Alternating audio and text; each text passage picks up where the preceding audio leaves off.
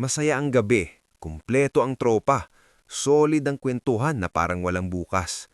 Pero paggising mo kinabukasan, sobrang sakit ng ulo mo. Parang tuyo ang buong katawan mo at ang utak mo parang naka-airplane mode. Isang gabi ng saya, isang araw ng pagdurusa. Alam mo ba na pwede kang mag-enjoy ng hindi nagkaka-hangover kinabukasan? Hindi ito magic, hindi ito chismis sa inuman. Ito'y simple at science-based. Sa video na ito, ibibigay ko sa iyo ang top 3 na paraan para makaiwas sa hangover, para hindi mo na kailangang umabsent dahil lang sa hindi mo kayang mag-function. Una, kumain muna bago uminom. Isa ito sa pinaka-epektibong proteksyon mo.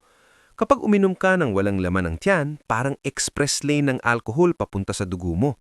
Mas mabilis ang tama, mas mabilis din ang bagsak kinabukasan. Pero kapag kumain ka muna, lalo nang may protein, healthy fats at complex carbs, mas bumabagal ang pag-absorb ng alcohol sa katawan mo. Hindi nito aalisin ang epekto ng alak, pero babawasan nito ang shock sa sistema mo. Simple rule, huwag gawing pulutan ang dinner. Gawing dinner ang dinner. Ibig sabihin, kumain ka ng totoong full meal bago uminom. Hindi sapat ang konting pulutan para protektahan ang tiyan mo. Kapag may laman ng tiyan mo, mas mabagal ang pag-absorb ng alcohol at mas kontrolado ang tama. Pangalawa, mag-chaser ng tubig. Ang alcohol ay diuretic. Ibig sabihin, pinapadalas nito ang pag-ihi mo at nilalabas ang tubig at electrolytes sa katawan mo. Ito ang totoong dahilan kaya sumasakit ang ulo mo, nanghihina ka, nahihilo ka, at parang pagod kahit wala ka namang ginawa.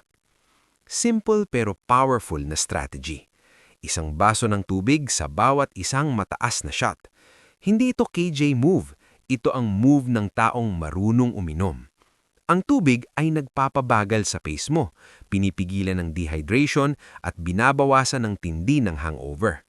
Bonus tip, uminom ng isang malaking baso ng tubig bago matulog para may extra support ang katawan mo habang nagpapahinga ka.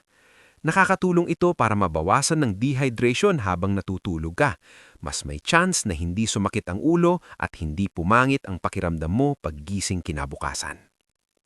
Pangatlo, uminom ng vitamin B or B-complex bago o pagkatapos uminom. Kapag umiinom ka ng alak, mabilis maubos ang vitamin B sa katawan mo, lalo na ang B1, B6 at B12. Ang vitamin B ay mahalaga para sa energy production, brain function at tamang pag-process ng alcohol sa katawan mo. Kapag kulang ka sa vitamin B, mas mabilis kang manghina, sumakit ang ulo at makaramdam ng pagod kinabukasan. Kaya maraming tao ang nagde-take ng B-complex bago magsimula ang inuman o bago matulog.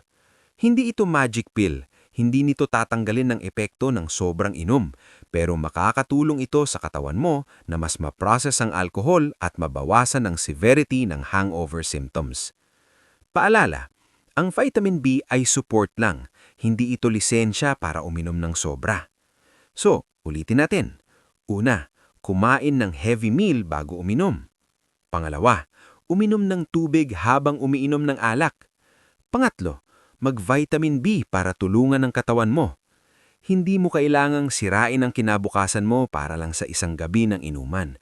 Pwede kang makisama, mag-enjoy at pwede kang tumawa hanggang madaling araw nang hindi nagkaka-hangover na parang may utang ang katawan mo na kailangan mong bayaran buong araw. Kasi ang tunay na responsable ay yung kaya pang bumangon ng may ngiti at kayang maging productive kinabukasan. Kung gusto mo namang maging champion sa inuman at hindi malasing agad, ilalagay ko ang pinaka-effective na tips sa inuman sa description para mapanood mo. Kung may natutunan ka, i-like mo lang ang video at mag-subscribe. Malaking tulong na yan para sa maliit na channel na katulad ko. Maglalabas ako ng video every week, kaya samahan niyo ako sa YouTube journey ko. Salamat!